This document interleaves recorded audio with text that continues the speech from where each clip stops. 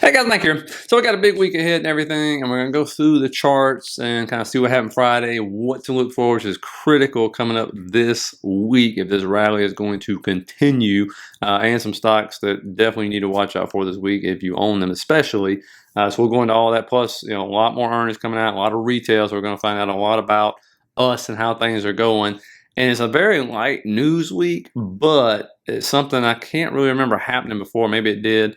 Is setting up for Sunday, Monday, and Tuesday, and it looks nutty to me, but I don't know what they're doing up there when it comes to the Fed and the Treasury. But I do want to start off and ask you guys a question, and just to get your input in the comments. I saw this today, and it says Chinese XPeng EV maker said they're going to start taking orders on flying cars and deliver this flying car by 2026. And I know you think this is crazy, but watch this video. Here it is right here. 走。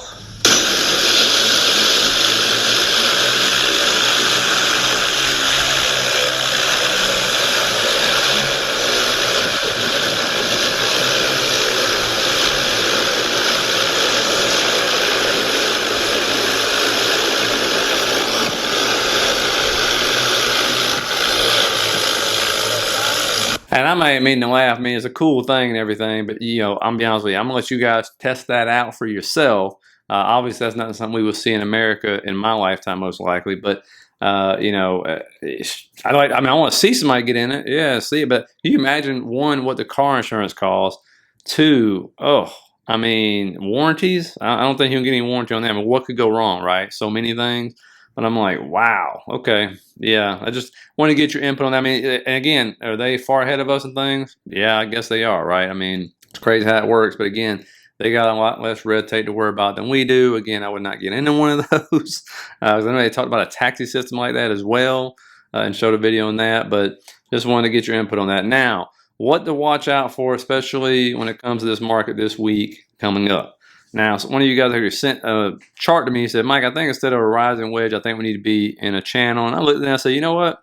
You're right. Let's just change this over to a channel for now, okay? And you can plainly see right now we're at the midline and got rejected today and really, really need to break above this for sure to keep this going. But again, it's been a large move up. I forgot how many green candles it was, so you expect it, and you can see right there. Obviously, clear rejection. Still green on the S&P today, by the way, but this has been a huge move. I mean, from that point, it's like 6%. If we go from the original start point here of this, you're talking about like 7.5% in a very short amount of time. All right, and so again, we'll pull up the RSI on this, kind of show you, because a lot of people are like, man, we're getting really overextended. And I'm like, yeah, on the hourly, you're right there, right? Oversold, and it started to sell off when it hit that trend line. But understand, even on like an hourly time frame, that right there, you see where we hit it right here? And we hit it back to the left as well. What do you see happening though? It still went up, right? The market still went up. All right. So again, don't get too all mesmerized by the overbought, oversold right there. But again, I just want you to see that right there. And as my order executes right here.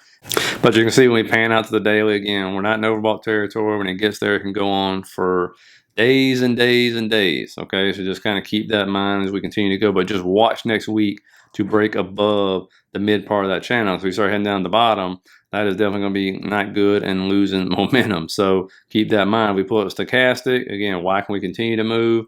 You can see right there on the weekly, momentum continues to push up. It's really once you get above between the 50 and 60 level on stochastic, that's when you really, really start to see the move. As you can see on the daily right there, obviously at the top, we've been there for a little while.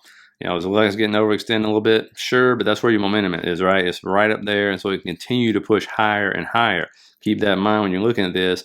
Now, of course, what's going to help this keep pushing? It's going to be NVDA next week on earnings. There's a few other stocks reporting as well. But so far, that trend line has held. It held today. It's held many other times as this move has gone up.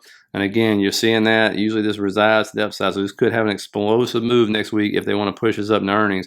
It would totally make sense. And I think when you look at this as far as levels, I mean, if it gets above 965, then that thing is going to fly if they want to push us up before Wednesday's earnings, of course.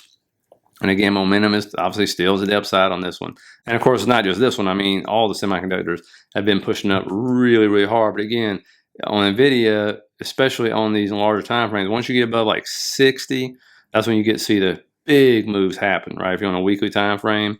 So just pay close attention to that. Again, they could report great earnings. I think I said this in yesterday's video, and they still sell this down just like they did Meta, and then buy it back up really quickly because they don't want to buy it around 1,000. They want to buy, whatever, 800, 900, whatever they want to do. And so it's all about the guidance and all that good stuff. And again, I mean, we'll see if Nancy Pelosi is going to be happy. I assume she still holds all those calls on NVIDIA, her and her husband. So we'll see what happens. I'm sure she has some insider knowledge, wink, wink on that. Now, AMD, you might notice a big green candle. This was a news candle event, which I'll show you. But again, this channel we put in just the other day, so far holding. You see it bumped right up against it and sold down. Now we're at the midline right there. If it breaks below the midline, I suspect we'll go to the bottom. But again, a lot of these semiconductors are going to depend on NVIDIA. If NVIDIA rocks the moon and starts heading up, it'll drag all of them up with it. That's what the king does, right? But for now, you can see momentum, still has decent momentum to it right now. But what really brought this one up right here was the news from Microsoft, which they ended up saying, hey, we're gonna have an AMD option to NVIDIA AI processors. So of course people went ape crazy about that, and of course it's kind of just sold down the rest of the day. That's what usually happens on news candles. Now the total members, some of these stocks watch out for. You got Hood right here, which is in pre-market you saw it sitting in this bullish flag right here. But of course, there's a reason why it popped really nicely after we opened. As you can see, boom, big green candle right there. And when we pan out and look at this one, really, I mean, anywhere from 23.90 to 27 is probably going to end up being the target if this continue come up. So I think what's going to do on a weekly time frame is a weekly fair value gap here. I think it's going to target and obviously mitigate that and then try to sell back down some. But I think that's probably going to be the target right there, which would be a really nice move. I mean, if it gets to like 24 bucks, it's a decent, nice gain for most people. So again, like, what is that, 18% to get to 24, 26 to get to the top range of that. And what you saw was they got a price upgrade. Oh, look, they got a target of $24 from B of A. So of course that ended up popping in and it's setting a bullish flag right there. So PANW is another one. It's going to report on Monday. This one right here, obviously, has moved up since the last earnings disaster where it got absolutely sold off. It's hanging on that trend line, still going right there. Got decent momentum, but again, it depends on guidance, right? So if we get great guidance, it just hangs the moon. It's going to fill that gap for sure. There's no ifs, ands, or buts about that. And then when you look below, basically looking at 265 will be a target for it to hit right there. If it breaks below that, look for 255 will be the next move down, of course, and we'll see if it gets bought back up like the other dip did as well. So cybersecurity has been doing pretty good over the last 30 days. Now, looking at KRE, this one's kind of surprising because you think if we're going to do these rate cuts and everything else, that this will be going crazy, but it's really not going crazy, even though the momentum is there. But watch it because the stochastic is getting in that area where you see big moves, 65 and over on that stochastic right there on the weekly, and you get to see nice moves. These are all double-digit moves right there besides one, right? So basically, and it's already broken out of this wedge right here, as you can see. And so obviously that's a big thing because that was sitting, that trend line was there for over 2 years. But it has not had that explosive move up. It is not getting front ran right now, which is kind of surprising. That's where the other big move came from. And so watch this right here to continue to move up because that's where momentum is as long as these rate cuts are in place. Now, Palantir, definitely watch out for this one because it's been dragging, right? It has not been running up like other AI names and stuff, and the chart's looking, kind of iffy. And if it continues to sell off, obviously 20 is going to be a nice little resistance right there, or support, I should say. And then if that don't happen, look for 1350-ish, right, to end up getting hit. It can go that low. So again, looking over here at another way, you look at it's been in a channel, right, a downtrending channel right here, and it seems like we are heading as it rejects off the middle line right there to the bottom, if not. And so this one needs to get going. And somebody else may say, well, that's a bull flag. And you can say that as well. Maybe that's what it is. But again, that one needs to start getting some love. I think it was Drunken Miller. He's the one that bought a bunch of Palantir. I thought it would get a bigger bump, but it didn't. Now Tesla, you can see right here on the smaller time frames. Obviously, as soon as you see that, it's the inverse head and shoulders, right? And so again, that almost played out to the T right there before it sold back off and stuff. And so, going over here to the larger time frames, getting rid of that, you can see Tesla. I mean, it's doing Tesla things, right? Whereas you thought you'd get a much bigger move by now, but what's it doing? It's just consolidating in this range right here. And we'll come over to the hourly. You can see it even better.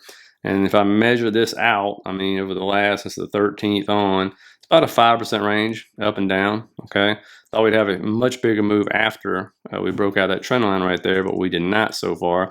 But again, how does Tesla move? News, Elon tweets, and options, right?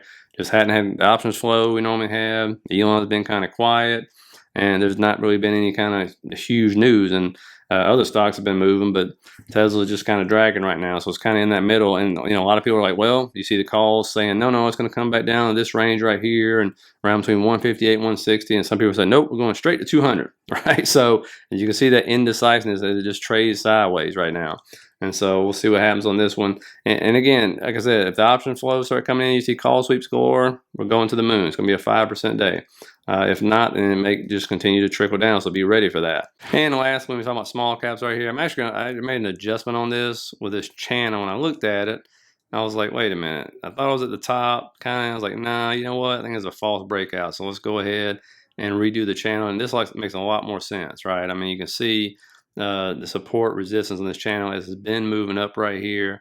And again, I think that makes a lot more sense than it being outside trying to do it as support. And it's been a nice move up, right? And so we'll see if we come down, hit the bottom of this channel right here, because it's been struggling when you compare it to the Qs and the SPY recently and stuff. But it's had a nice big move up, and if rate cuts continue to be the theme, that's what we're going to start rallying on everything else and continue that rally. Then these are going to have to participate, but understand when you come out on a larger time frame on this one, that one, we got to stay above the 2023 high right there. Right, if we test it, we got to bounce, but also panning out.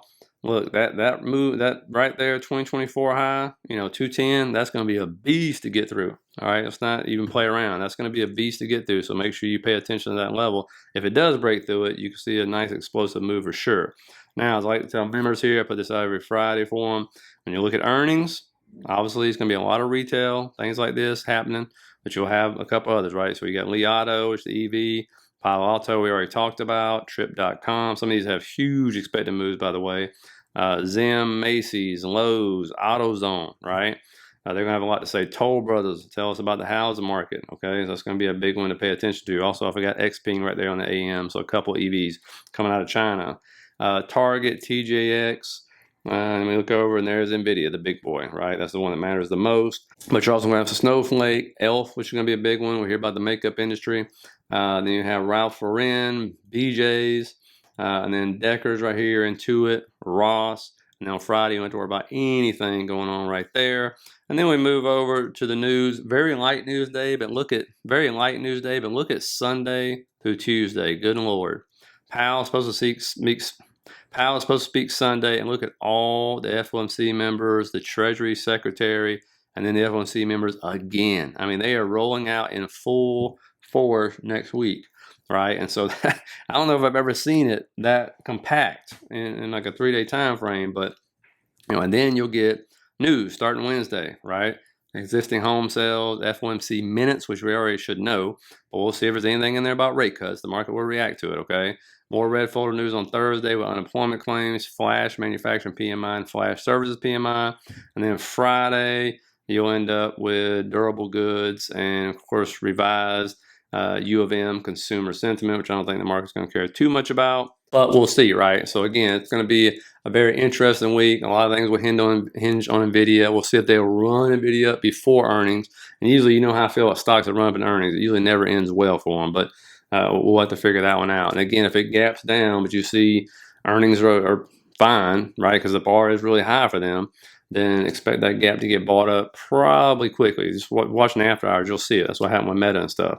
And make sure you have ETH on, extended trading hours, or you won't get to see what's happening and stuff. It's free to do it in TradingView if you actually have an account and stuff. So and if you need an account, hit the link down at the bottom. All right. So anyway, hope you guys got something out of it. Let me know what you're looking at this week. Please hit the like and subscribe button on your way out. And I'll see you guys tomorrow.